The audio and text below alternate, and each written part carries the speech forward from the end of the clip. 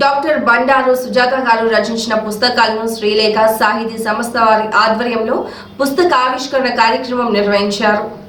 ఈ సందర్భంగా కాత్యాయిని విద్మహే గారు మాట్లాడుతూ బండారు సుజాత గారి కవిత్వంలో భావోద్వేగాలుంటే కథల్లో జీవిత సత్యాలున్నాయని అన్నారు.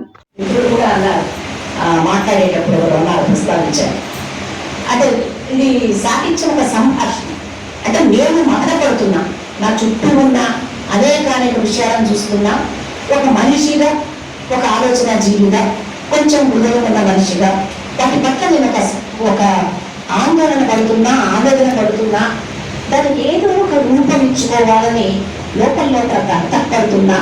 మామూలు మనుషులమైతే మాట్లాడుకుంటాం, అది చూసావా ఈ వాడి ఎంత పనైందో, ఇటు జరుగుతుందా, నేనైతే అన్నం లేకపోయినా నాకు అప్పటి నుంచి కన్నీళ్ళు లాగలే, ఇట్లా ఏమైనా రకరకాల ఎక్స్ప్రెషన్స్ మామూలు మనుషులు ఇస్తాం.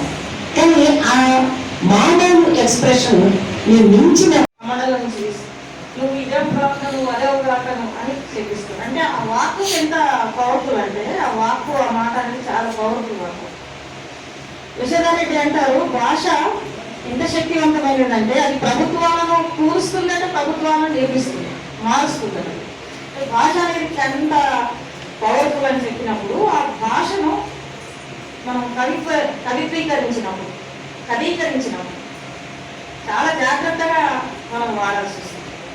అంటే దాని మీద కృషి చేయాలని, భాష మీద కూడా మనం కృషి చేయాలి. అంటే మన ఎక్స్ప్రెషన్స్ ఎక్కువ కూడా కొత్త భాషను సంతరించుకుంటూ కొత్త ఎక్స్ప్రెషన్స్ పాత వాళ్ళు రాసిన దాన్ని మనం రిపీట్ చేయకుండా అదే భాషను కొత్త ఎక్స్ప్రెషన్స్లోకి రావడంలో కవిత్వం ఒక కొత్తదనాన్ని, ఒక ఆసక్తికరమైన కవిత్వంలో విప్లవోద్యమ ఛాయలు ఉండేది, అరసం అభ్యుదయ ఛాయలు ఉండేది.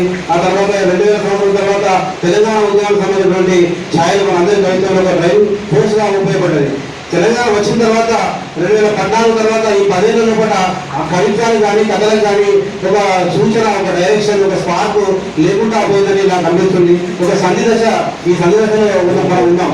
దానికి ఏం రాయాలి, ఎట్లా రాయాలనే సంధి దశలో ఉన్నాం. మాలాంటి వాళ్ళు 60-70 పుట్టినటువంటి వాళ్ళకు ఏం రాయాలనేది, ఎట్లా రాయాలనేది ఒక పర్స్పెక్టివ్ ఉంటుంది. కానీ ఈ మధ్యన 90 తర్వాత 2000 తర్వాత పుట్టినటువంటి వాళ్ళకు ఆ పర్స్పెక్టివ్ లేకపోవడం వల్ల ఏది రాయడము, ఒక్కసారి తొందరగా కవిగా అయిపోవాలి, నేను తొందరగా అవార్డు తీసుకోవాలి, తొందరగా ఒక విలువ పెరగాలనేది ఒక కాంక్ష బాగున్నది. ఆ కాంక్ష నుంచి బయటపడ. అజ్ఞాని మాట్లాడి ఆలోచిస్తాడు, జ్ఞాని ఆలోచించి మాట్లాడతాడు.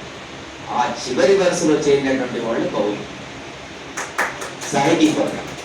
అట్లాంటి లోకంలోకి ఇవాళ బండారు సుజాత వచ్చింది. అయితే తను సీనియర్ కవయిత్రి అనేటువంటి గర్వం ఏమాత్రం తనలో లేదు.